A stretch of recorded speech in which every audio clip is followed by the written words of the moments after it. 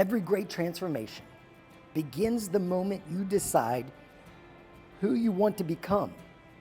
And along the way, you find who you truly are. Think about it. You are not just here to work out, to eat a certain way, or check a box on a plan. You are here to awaken the power that's already inside of you, to summon the lion or the lioness within. And as you listen to this Coachcast, you'll begin to realize just how powerful and capable you truly are. Today, I'm going to share three important things, three important distinctions that will help you along your journey, along your adventure to transformation. Now, there is a massive amount of misinformation in the world. The internet is great. It has so many positives, but there's also, with positives, always comes the opposite, the negatives. So let's dive into this, because it's my intention that you're truly successful, because I provide a plan. And everybody in the world, anybody who ever wants to achieve anything, only needs two things when you really simplify it. One, you need an effective, sustainable plan. Not an effective, it means that it produces the result, and sustainable in a way that you can actually live it, even if you travel just with daily life, even if life becomes difficult. How do you adjust the plan along the way? And I'll teach you over the coming months how to personalize your training, your nutrition, your supplementation, and ideally, taking command of your mind, your thoughts, emotions, and actions. Self-mastery, that is the answer to living greatly with no regrets. Until we command our mind, we will not produce the result consistently. And that is the second part. Once you have that treasure map, that blueprint that is proven to work and that is sustainable, you need the mindset to carry it through. Early in my career, when I was 23, 24, I won a competition called the World's Best Personal Trainer Contest. And part of it was you'd have to take your measurements, submit the client's information, and then send it in, and then track everything for 12 weeks, and then remeasure, write an essay about the client, and the client would provide their feedback, and then send it back in. Then a group of experts, the people that I learned from all over the world, would decide who are the finalists. Then you would fly in this case it was Manhattan Beach in California, and you'd come in and they'd bring your clients. They would interview your clients. They would really push you and find out if it was just, luck, because sometimes it is. Someone just wants something so badly that they make it happen, and that's possible. But they wanted to know if I would be a good spokesperson for them, because that's what they were really looking for. They were looking for people that could promote what they do by being an expert and really truly delivering the results. Because in the world of fitness, there's all these experts. In the world of health, there's all these experts. In any field, there's these experts. And a lot of times, they're actually not the best people in their field. Like the best doctors I know, like ones that are true healers, they're not famous. They don't write books. Or if they do, they don't sell a lot just because that's not their thing. They're there, they work every day with real people and get to know them, and they understand. And a lot of what you're gonna learn from me comes from those type of people who I've been blessed to meet and be friends with and spend a lot of time with. And so what I want you to understand is that the plan works 100% of the time as long as you do the work. And for you to be consistent, you must take command of your mind. And if you really want to get clear in this, what gets someone to follow through? Answer that question with yourself. What do you believe makes someone set a goal and then go after it? And when they mess up, because we all mess up, we all get off track, what's the difference? Well, I can tell you the difference. When they mess up, they don't beat themselves up. They just get right back on track. So if they fall off the wagon, they pick themselves up, they catch back up, and they throw themselves back on the wagon. They don't punish themselves, and they don't try to make up for the lost time, like what I used to do when I would eat poorly or something, or ate something that wasn't on my plan, because I used to have this crazy mindset that I had to be perfect all the time with what I ate. I would work out twice as much to try to balance it out. And that really is not healthy. That's like a form of an eating disorder in a way, right? And that can blow up. As if you do it occasionally, it's not a big deal, but that doesn't actually produce the result. So the key is to get right back on track. And so for you to follow through and for you to create anything in life, you must have something that you're looking forward to, something that inspires you. And you have to have a higher purpose for doing it. This is what I call the North Star. When you have a North Star, you have something that no matter what's going on, it guides you. You're like, that's the destination. That is the direction. Sometimes it gets a little blurry, but we must dive into it and we must feed it and refocus ourselves each day. And this is something you want to do each morning. And so the North Star process, if I really simplify it, it comes down to this. I have a vision, a long-term vision. So we're going to talk about the body, but this can be applied in any area of your life. What I love about the body is that the body does not play favorites. It is simply a reflection of what you do. So, and what you do is a reflection of your thoughts, your emotions, and your actions. So it simply reflects. It doesn't favor one person over another. The body just tells you what it is. It's a law. It's the law of cause and effect. If you exercise, if you move, if you challenge your body, it's going to get stronger. If you don't use it, you lose it. And so they're really basic principles. So you know way more than you think you do. But in order to be successful, it comes down to those two things. But I'm going to simplify it even more for you. There was this interview with Bruce Lee. I remember being a kid, and my dad was a fighter, like a pit fighter. Like he would fight. It wasn't like professional. Well, he became a professional boxer later on, but he would fight in these competitions. Sometimes they were bare knuckles, sometimes they were your gloves, but you'd make a few bucks that way. And but he was really a fight enthusiast. So I grew up with that, and I was a fighter myself, and I trained fighters. And I tell you all that to lay the scene. So I'm a kid, and there's this interviewer interviewing Bruce Lee.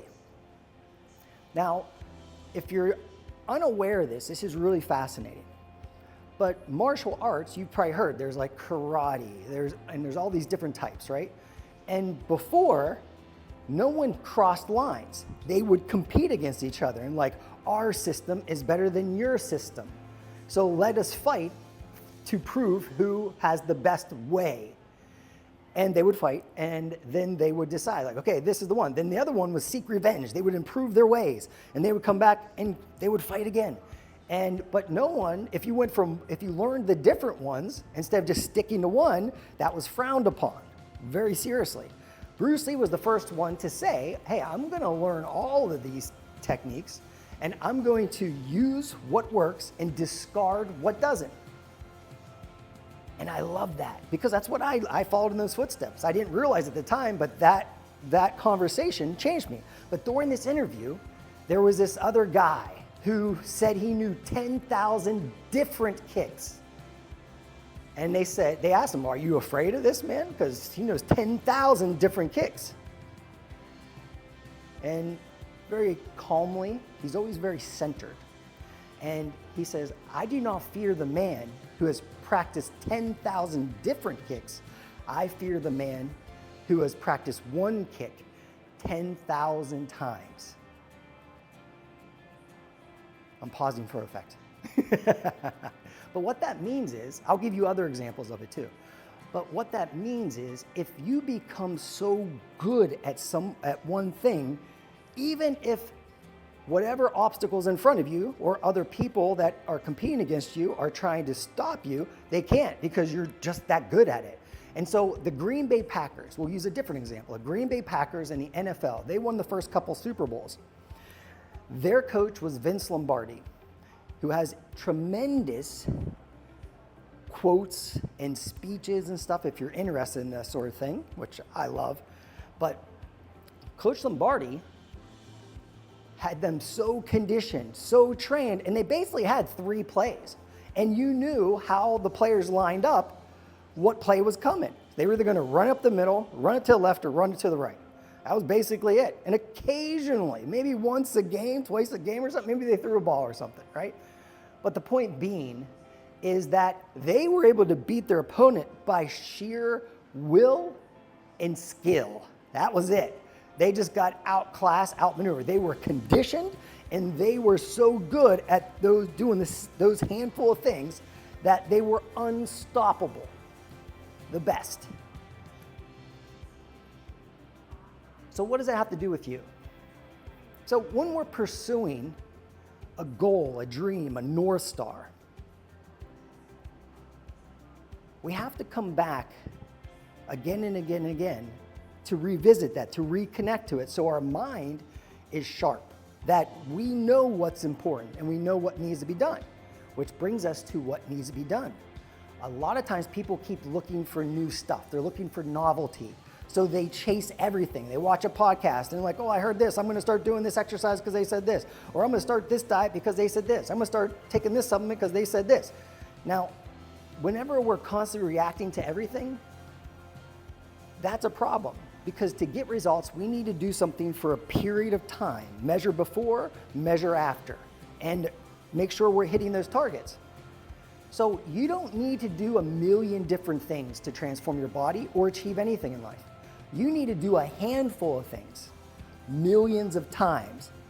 There's about 8 habits, 8 recurring actions that you need to do over and over and over again, and be aware of them and monitor, measure, and modify so that as your body adapts, you can continue to improve. I'm going to teach you all of this. Not all today, but in pieces. Because what I used to do is I used to go up on stage. I still go on stage, but I don't do this. I would go up there and I would tell them everything to do. And they would be overwhelmed. And hardly anyone ever did. I think there's 2 people ever to do it, and they didn't do all of it. They took a couple things and dedicated themselves to it, and then they got results. I remember one gentleman, he was actually working security in the room. He wasn't even attending. And the next year when I came back, he showed me a picture and he lost 65 pounds. And it was remarkable because all he did was cut out like sugary drinks and alcohol. That was it. And he started exercising. And when he exercised, he trained. He challenged himself consistently. He did both resistance and cardio. That's the only changes he made. He lost 65 pounds, but he did it for an entire year. And he continued to do it. And then I bumped into him about 4 or 5 years later. I didn't even recognize him. The guy was completely transformed. But it's not quick. I just want to be clear. If you're looking to transform your body in a month or 2, even if you get there and you make great progress, it's not going to be sustainable for most people. So get out of your head that it has to happen fast. Because say you do everything 100% for 3 months and you make great progress, but it was unsustainable for you. So then you fall off the wagon, you gain the weight, the fat back, you lose the muscle because you're not challenging your body anymore. And then what does that do to your belief about what's possible for you? You're like, oh, I did it. It's so hard. I just can't live that way. It's not worth it to me. And you create this whole story. So you have not a North Star, you have a Death Star, a death of your dreams. And so we need to start with the North Star and have a clear understanding of what it takes to transform or to achieve anything in life. And it begins in the mind. So before everything that's ever been achieved, everything that's ever been created was first created in the theater of your mind. So if you just say, look at something right now, I want you to do that. So if you're driving or something, you might not want to do this, but just remember it. But look at something and just say it's like right now I'm looking at a door and there's all these little magnets with inspirational quotes on it, right? And there's like some handwriting I wrote on a piece of paper where the magnet's holding it up, and there's a chain with this old medallion with Archangel Michael on it. So that's what I'm looking on. Now my eyes are open, I can see it. Now when I close my eyes, I can still see it in my mind's eye. That's the theater of the mind. That's inner screen. And so some people say, oh, I can't imagine, I can't visualize things. No, you can't. You have to. So no matter what you're looking at, just do that drill. Or close your eyes and see the number 3, whether just in your mind. And that means you can visualize. And what you feed grows. So what you practice, you become proficient in. Practice and repetition, focused, intentional practice. You will eliminate any obstacle. Think about it, a drop of water coming down a mountain will eventually create a gorge or a valley or the Grand Canyon. That was done by water, drops and drops of water consistently over many centuries, creating the Grand Canyon. That is called perseverance. So focused, intentional repetition will eliminate every obstacle, I promise you. But if you don't have that North Star, if you don't have that mindset, it's not going to happen because you won't be consistent enough. So I just really want to make sure you take that home, because consistency is the key. Challenge is a close second. And so if you don't challenge your body beyond what it's comfortable with, there's no stimulus for the body to grow. Because the body's goal is survival. Just remember that. That's the programming of the human body. It wants you to survive. And it's going to protect you. That's what fear does. Fear prevents us from going out and doing dumb things, like running across 30 lanes of traffic on a busy highway, right? Where there's, like you're not supposed to do that anyway, but it's very dangerous. Or going up and petting a lion. People still do this dumb stuff because for whatever reason in their mind, they have imagined that maybe they watched The Lion King too many times and they're like, oh, I love lions, they're so soft and cuddly. Or a bear, and then they get mauled by a bear, right? Because they're still animals. But our fear response is there to protect us. But it can't be in the driver's seat because it will prevent us from taking any risk and from going outside of our comfort zone. And comfort kills. So in biology, it's called homeostasis. It's where everything's good. It's just that place in between where you're not getting better, you're not getting worse, you're existing, which is okay. But if you don't use it, you lose it. If you want to get stronger, if you want to build your endurance, if you want to transform your body, you must challenge it. But you want to stimulate it, not annihilate it. And so you don't want to go from the couch, from doing nothing, to crazy and running marathons. That's how you get injured, right? And so there's a science of transformation, which is what I provide in the programs. But there's the art of living it, and that's your job. And if you can do this, and I know you can, and the question isn't can you, the question is will you? Will you devote yourself for life? Because that's what it takes. This isn't something you can do for a few months or even a few years, because if you stop, it goes away. But the transforming to get to that point where you're like, man, I have radiant health. I can run, I can jump, I can do all this stuff. My body does not limit me in any way. It opens the doors to adventure. I can experience anything in life.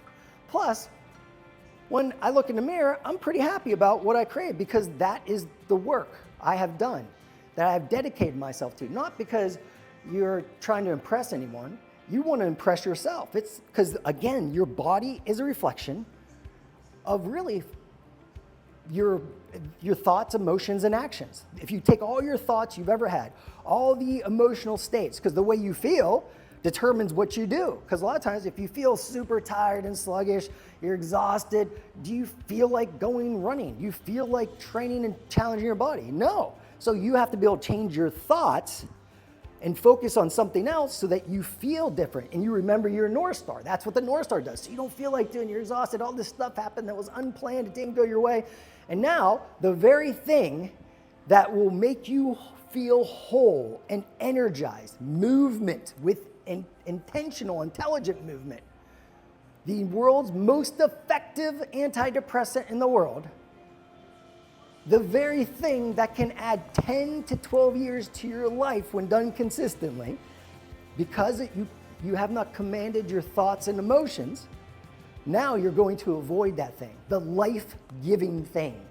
Like, think about that. That's how powerful the mind is. And so there's this thing that we all have access to. We don't need a gym. You can challenge your body just with your body weight. You can go for a walk, go for a run. You can do jumping jacks. You can shadow box. You can do all this stuff. Anyone can do it. Some of the most fit people I ever met were one gentleman who I met. He was in solitary confinement for years, and he just did body weight exercises so he didn't lose his mind. And it's just amazing but when I met him, I did not believe that was possible. And then he goes, "You never saw a gymnast?" And it was like, oh yeah, you're right. Like, those are some of the most jacked men and women I've ever seen in my life, most capable. And I was like, wow, that's a good point. But I was living my little box because I lived in gyms, I owned gyms. And so I was biased in that area. And then I realized, what's the answer when it comes to exercise? Challenge creates change. Your muscles don't know the difference between an $80,000 fancy pants machine that challenges your body and a rock or a band or your body weight. As long as you stimulate it and you do so consistently, it will respond. So I have to ask you to ask yourself, what do you believe? What do you believe needs to happen for you to get to where you want to be with your health, with your fitness, with your body? What beliefs are holding you back? Because I used to believe I had to go to a gym. So if I was traveling, it was really hard. And if they didn't, and I thought I had to follow my program exactly. I had to use that exact machine. If they didn't have it, what do I do? Then I started realizing it doesn't really matter that much. There's a bunch, as long as you know the movement. So if you want to work your biceps, and just like a curl, I use that example because everyone knows that one, right? And I don't have like the curl machine, I could get dumbbells, the hand weights, or I could just pick up a rock, or I could get a garbage bag and fill it with water. I learned this from an inmate. It's actually really effective. And then just do curls with that bag of water. It's heavy, right? And so it's amazing what we can do when we know the principles behind it. And that's what you're gonna learn over the coming months, and hopefully you stick around and for the coming years. And we're gonna help a lot of people along the way, not just you who's doing the programs, but I have other things planned. I do all these other projects where we help people, we feed them, we get them help, or maybe it's just an individual that I bump into and they need a hand. And so that is something, I'm just planting that seed. Also, we've got some really cool things coming, and when you hear this, it may already be available. I'm planning for January of 2026, but it may be sooner, you never know. But it's BB3 AI. I've been training this AI to where it can answer your questions. So I'm just planting some seeds with you. But again, we come back to these two things, right? To achieve anything, you need an effective, sustainable plan. You need a blueprint. You need a treasure map. You got it. The other part, that's the science of transformation. Now, you do a handful of things over and over again, and you adjust them, you customize, you personalize them as you go along. But you need the mindset to carry it through. So everyone has two parts. They have the real you, your true self, your highest and best self. That is the real you, right? So that's the lion or lioness, the heart-driven leader in you. And that's love-based in nature. And when you're in states of love-based emotion, you produce more energy than you utilize, which means you don't really get that tired. How could you get tired? Here's something to consider. Have you ever been in states of sheer joy or gratitude or peace or passion or any positive emotional state and said, I'm exhausted, I just can't keep this up? No, I've never met that person. And I've asked thousands. Because love-based emotions create more fuel, more energy than they consume. Now, when we have lower levels of emotions, so think way up top, like 100%, and you go down, you go below 50%, now you have a lack of love, and that's what we call fear, fear-based emotion. And there's angers right on the edge of that, right? Right under that little part. Now, anger can be used because it's a higher energy. You can use it for good and say, no, I refuse to break my promise to myself. I said I was going to do this, I'm going to do it. And so you have that righteous anger, and you can propel yourself into positive action. Or you can start to create another narrative, another story, and say, yeah, it's not fair. I got so much to do. Oh man, this isn't right. And you start going into sadness and pity, and your energy gets lower. You go into deeper levels of fear, less energy, and you have less power. Now, I say power. Power is your ability to take action. That's all a power is. And I think that word's gotten skewed because too many movies and television, right? But power is your ability to take action, your ability to influence things in your life. And so if you get too low, like when you get to shame and guilt, people are almost frozen, they're stuck. And so we gotta create this North Star. We gotta create love-based emotional states by changing the stories we tell ourselves. So fear, when you're in fear-based states, you probably got this already, but when you're in fear-based states, whether it's the wrong type of anger or it's that turns into hate, right? Anything hateful is low energy, it's destructive. Love-based emotions create energy, and in general, they create good things in life. We're more forgiving, we're more kind, we're better to ourselves and to others. And then when we're in fear-based states, we're going to survival mind. And so the worst of us comes out. And so we become very selfish and we are less open, our hearts closed, we're less open to the opinions and beliefs of others, and we treat ourselves, we're hard on ourselves and we're hard on other people usually. And then we start to name call. And in those lower states, you use way more energy than you create. And so it's exhausting. So fear can't last actually, because you're going to create suffering. You can't survive that way. And so you have to have these bursts of frustration that turn into anger, and that anger goes into gratitude and appreciation. And that gratitude appreciation gives you enough insight, enough heart power, if you will, to start to see the good in the world, in yourself and in others, to allow you to forgive and let go of those burdens, those weights that hold you back, those shackles of hatred.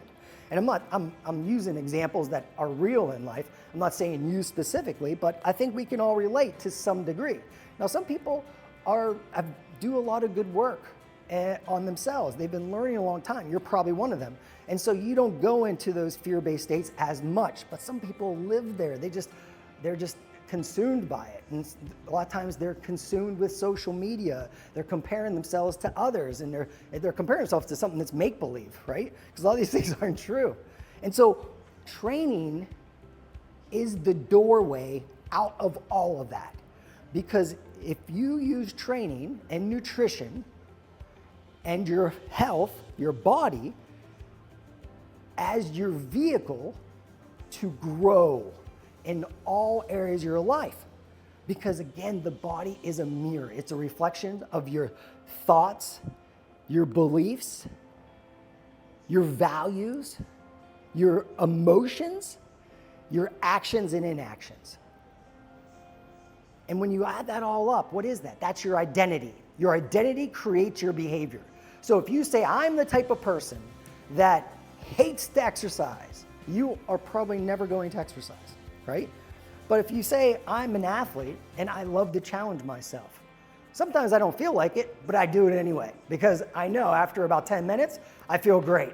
I just got to get to the other side. And I'm not in love with doing it. I'm in love with the effect of how it makes me feel and what the doors it opens to me in all these other avenues of life. Because when your energy is high and you're in these love-based emotional states and you portray your true self, things happen for you. Good things happen for you. People start to want to know what you do. People were like, hey, I want this person on my side. I want them on my team. Something about this person. And we're all the creators of our reality. Let that sink in. We create our lives through the stories we tell. So we have a stream of thoughts. So if you meditate, like you do certain types of meditation where you create awareness and you start to notice your thoughts. You become mindful of your thoughts, but you're unattached to them. You're not trying to change them. You're just letting them pass by. So it's like a river of thoughts. So a river's always moving. So we think even when we're asleep, that's why we have dreams. And so understand this. This is super important. When you understand how you create your reality, you're going to be able to create the body you want too. You're going to be able to create anything you want. But it's not easy. It's constant. Every thought counts. So you have this thought stream, and usually it's in stories or parts of stories. And those stories, if they're very vivid and you really focus on them, creates a feeling tone. It's your a feeling tone is obviously how you feel, but if you merge those stories you're telling, your thoughts, with your feelings, then you have your state of being, your emotional state of being. It's the union of thought, what you're focused on, and the feeling tone that's created by that. So that emotional state of being will cause you, if it's positive, if it's love-based, it will cause you to notice patterns, to become more aware. You'll notice opportunities. You'll be inspired. You'll be able to connect the dots and know exactly what action to take next. You'll have kind of that gut instinct that visionaries often talk about. When they're interviewed, they're like Steve Jobs would be a good example. Like he had this picture in his mind. He said, it would be really cool if you could have 10,000 songs in your pocket rather than carrying all these CDs or cassette tapes with you. You had to, really commit to one. And so he created the iPod, which now it's just on every iPhone, right? Now, and we just kind of just accept it that way. But that wasn't that long ago. But it came from his emotional state of being. Whether you loved him or not, doesn't matter. He was a creator and he knew it.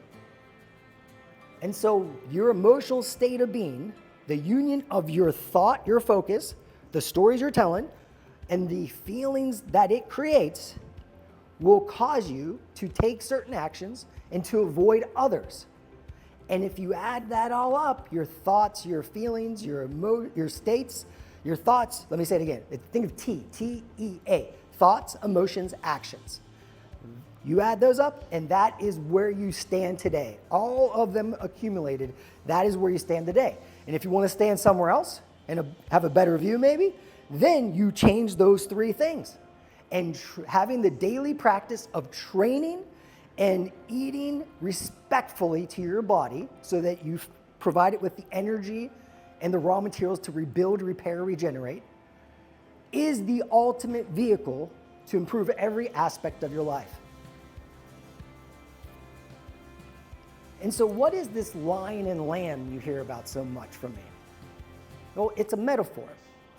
And the lion is your true self, your highest and best self.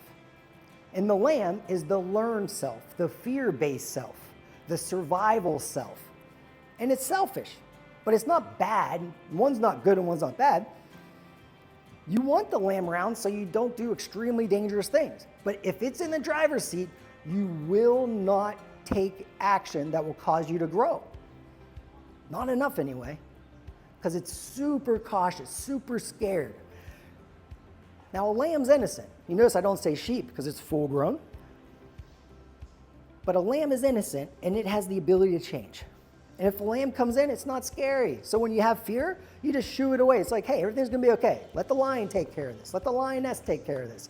And then the real you shows up, the heart-driven leader, the part of the conscious creator. And so every time we train to summon the lion or the lioness, your highest and best self. That's the purpose of training. So there's a difference between exercise. Most people exercise, they move around and they're just kind of like hammering it out, like, and they're not learning to love it. Training is different. Training is a sacred act. It's a spiritual process whereby we intelligently and intentionally, not randomly, we intelligently and intentionally challenge the mind and body to call forth our highest and best self. Now, the cool side effect is we build a strong, athletic, lean body that's energized and that doesn't let us down in the long run. But the cooler thing is when you are in this state while you're training, this powerful state, it feels good. And so Hebb's rule, Neuroscience 101, what fires together, wires together. So what you think about when you train will likely determine if you continue to train. So if while you're training, I noticed this when I trained clients. I used to stand there like a person, I owned gyms, but I was a personal trainer, and people would come into my place, and I would stand there and show them what to do and stuff. And those people usually, a lot of times they didn't do great because they didn't take accountability. They kind of blame me, right? If they didn't follow through or they didn't show up or something. Or if I traveled. And I'd give them a program, send them with another trainer, and a lot of times wouldn't do it. But the other ones, say 70%, I would say, 75%, like they were empowered. And they didn't need to see me 3 times a week. I would see them like once a month. And during that month, we would come in, we would talk about their North Star, what they wanted to create, who they wanted to become, what their true purpose was for doing this, their higher purpose. It wasn't just to change the way they look. It was to be and give their best to those they love, serve, and appreciate. That really was their purpose. They maybe not in those exact words, obviously, but that was the commonality in people that were successful. So they had that North Star, and we would measure. Then I would give them the plan, the blueprint, and then they would follow it. They'd come back next month. We'd remeasure, have a conversation on how it went, and then I'd give them the next plan. And that was it. And that's what we're doing here too, which is so cool, right? And so the lion is your highest and best self. And when we train, it's a sacred act. We're linking up the unstoppable you with doing something difficult and uncomfortable. And that will carry over outside of your training. So if you have a business or you have a family or whatever, you're just dealing with random people and there's problems, you don't freak out when there's problems. The lamb doesn't show up, the lioness shows up and handles it and says, hey, I'm the heart-driven leader, I'm the conscious creator. Hey, what's our outcome here? What's our goal? Hey, this is important. Tell me, what's the challenge here? And then you can do it from this place where you're calm, centered, poised, determined, with an undercurrent of joy, like you actually legitimately enjoy it. Why? Because you have woken up. You have looked at your North Star. You have embodied it. You have felt it in your body, and then you followed your plan. And not only did you follow it, you were summoning the lion, mind and body, to call forth the spirit, the soul, your highest and best self. And after you do it, if you're doing it 6 times a week, after about 3 or 4 months of doing that consistently, where you're linking up, Heb's rule, neuroscience 101. What fires together, wires together. You start to look forward to training. It becomes your go-to. It's not an alcoholic beverage. It's not a pill. It's not a screen. Instead, when you get stressed, when you feel fear, you know exactly what to do. When there's a problem, you know exactly what to do. The real you shows up, the unstoppable you. And so that's that rule, what fires together, wires together. So you'll notice in some of the programs that I'll say smile while you do, say, burpees. Why? Am I insane? Yes, I am insane. But that's besides the point. I'm also a genius. And what that means is if you smile while you link up smiling, enjoying doing something most people despise, like in burpees, you'll start to link that up and you'll get better at burpees. Your performance will increase. But if the whole time you're doing burpees, you're like, oh God, this sucks. Oh, I hate doing burpees. Oh, you're programming that. You're wiring that up. That's neuroplasticity. You are wiring up a negative emotion with something that will extend your life. Like a burpee, getting on the ground and getting up, once you can't do that in life, that's the beginning of the end. Once you can't squat down and squat up, then what? You lose your mobility. What's the quality of your life? That's a tough road. That happened to my own mother, and I don't want that to happen to anyone else. If I can prevent you from having that, that would be worth it to me. And so, remember, what fires together, wires together. When we train, we just don't go through the motions. We show up with presence, determination, joyful presence at that. And we step into and embody our North Star. We're connected to our destination. We're like, oh, every rep, every challenging breath, every gasp for breath sometimes, right? All of them, every drink of water, every bite of fuel from Mother Nature is nourishing this gift of a body, this miracle of a body. It's strengthening it, it's energizing it. I'm getting leaner, stronger, more athletic, and I love it. I'm able to serve at my highest and best level. And whenever you do feel something in your body that isn't ideal, like if you have some pain, what do you say? Oh, I'm injured, I have it. No, don't say that. Is that gonna help? No. It's like, hey, my body needs some attention. My body's telling me something. It's healing right now. So what does it need? It's like, oh man, I haven't been drinking enough water. That's changing my muscle tension. I noticed that my alignment's probably off. Okay, or I've been sitting way too much. I need to start walking throughout the day some so my back doesn't hurt. It's like, you know what, I just eat too much junk at night. Let me clean that up for a few days. Let me get some wild caught salmon, and let me get some asparagus or some greens, and let me get some sweet potatoes, these energizing foods. Let me put a little olive oil on it, maybe some natural salt, some sea salt or something of that nature to get some trace minerals and some electrolytes. And so you start telling a new story. Do you see where I'm coming from here? Your North Star is the story. We are writing the movie script in advance. We're all living a movie which we call life, but we can consciously create it. Most people have given the pen away and they've let someone else write their story. They're victims of life. They're slaves to someone else because they're not taking ownership. And so I'm going to give you another little, this is really important, so you're going to want to write this down and memorize it. Before you change anything, before you improve anything, there are 3 prerequisites. 1, self-awareness. Not many people talk about this, but if you're not aware of things in your life, then you're going to blame other people. You're going to blame other things. You're going to start saying it's the politicians that's causing your life to suck. No, it's you. And so, but you have to have a level of awareness. If you don't have self-awareness, it's not going to happen because you don't know what you don't know. And I used to be there when I was like in high school, especially. I just thought I really crazy beliefs, honestly, looking back at it. Then I started listening to Tony Robbins and NLP. That was when I was 13 years old, actually. And so even just in 12 or 13 years, I developed crazy beliefs.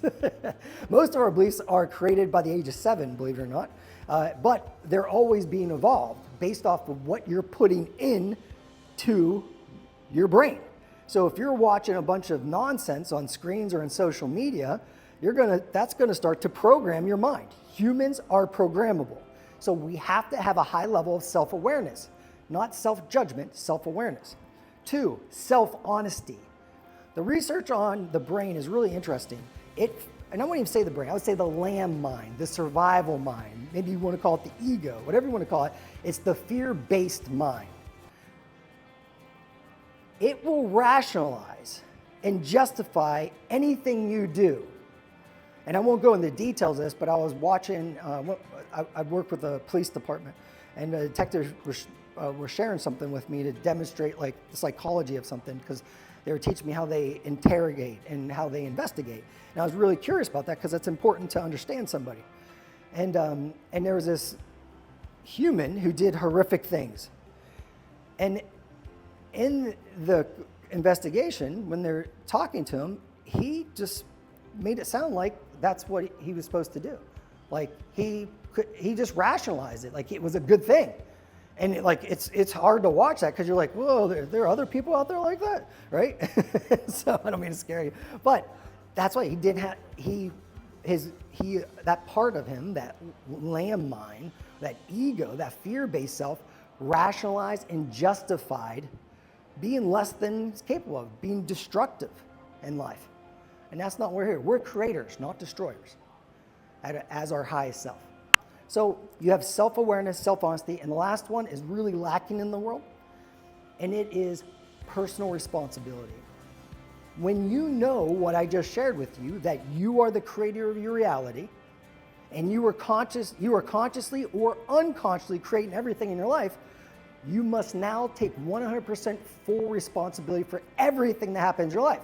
Now, it may not always be your fault, but it is your responsibility to deal with it. It has been presented before you as a challenge to make you grow, to offer you the opportunity to grow, I should say, because you don't have to do anything. You have free will. You can choose to avoid things and run and hide, let the lamb rule your life, or you can step into your heart, that lion, that lioness, and turn lemons into lemonade, as I like to say.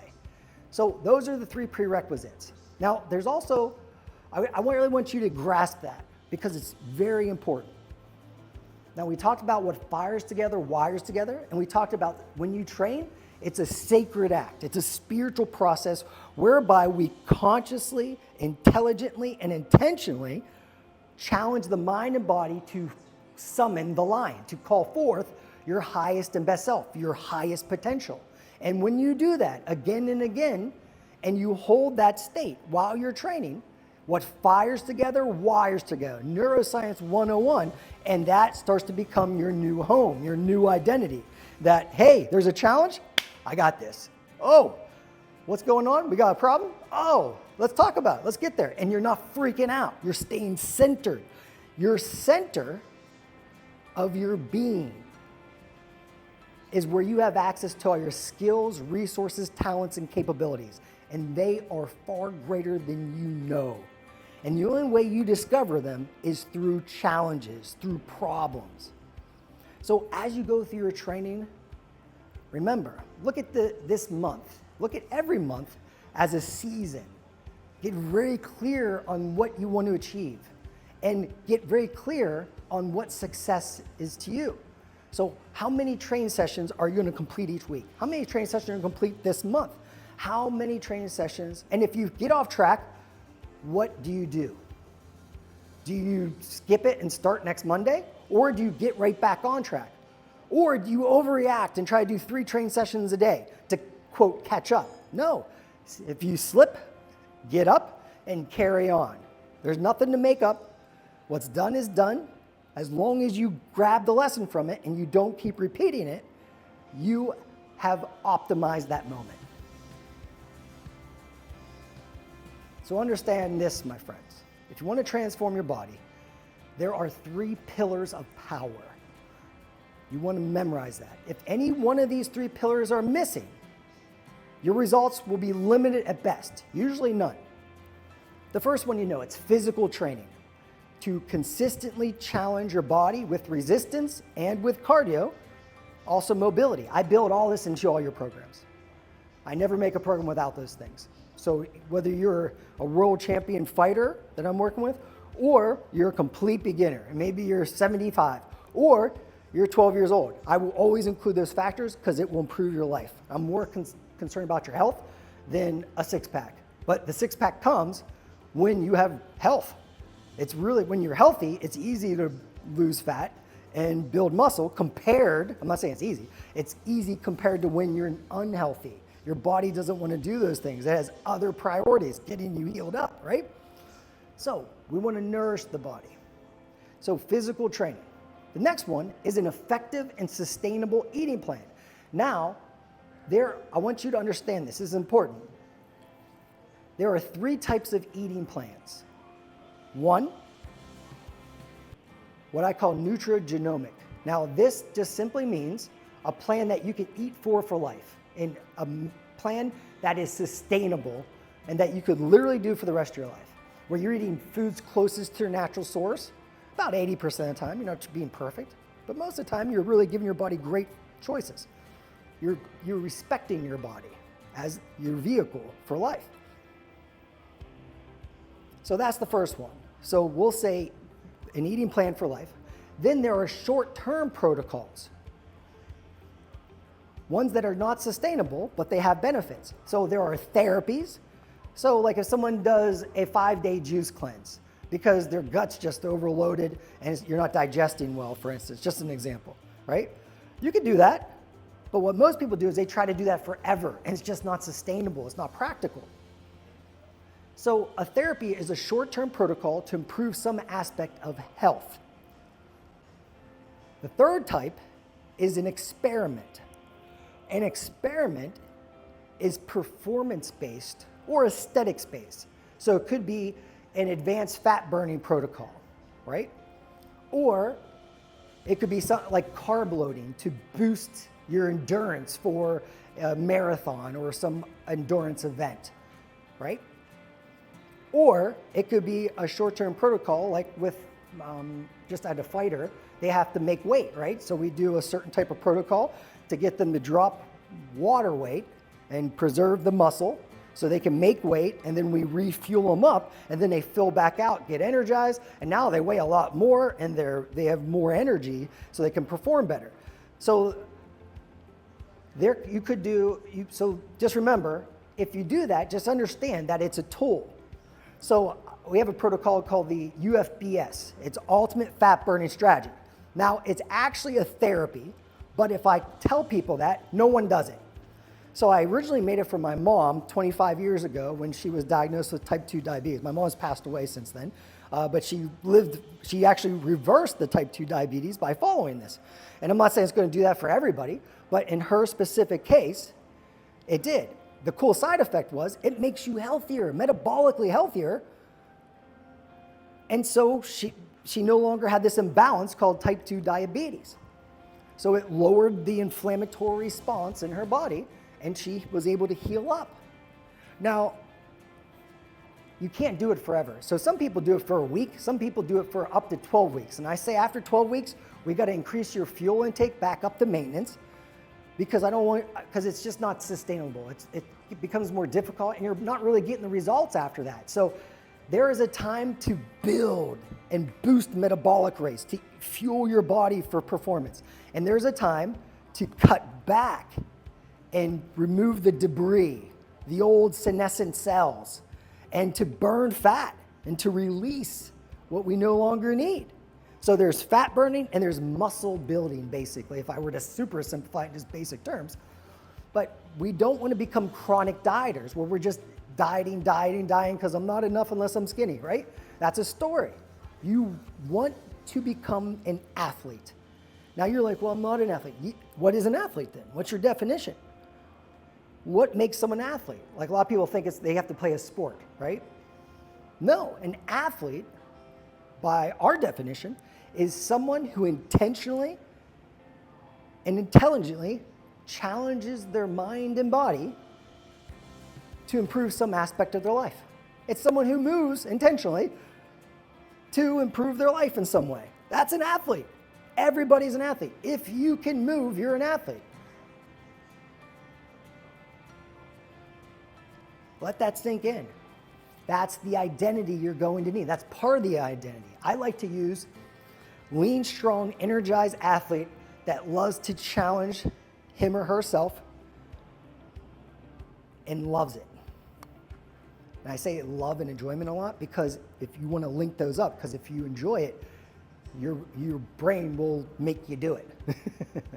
All right, so we talked about a lot, and I went over time here, but I really want to over-deliver for you and really set you up for success. And I want to leave you again with this reminder. You only need two things: an effective, sustainable plan, which you now have, and the mindset, the identity to carry it through. And that identity is the lion or the lioness, the heart-driven leader, the conscious and deliberate creator of life, who uses their thoughts, emotions, and actions for good, for the good of them and all those they love, serve, and appreciate. And when you improve your life, you improve the lives of many other people, everyone you come in contact with, even if you don't know it. And that's the real purpose for doing this. And we're just getting started. And the best is yet to come.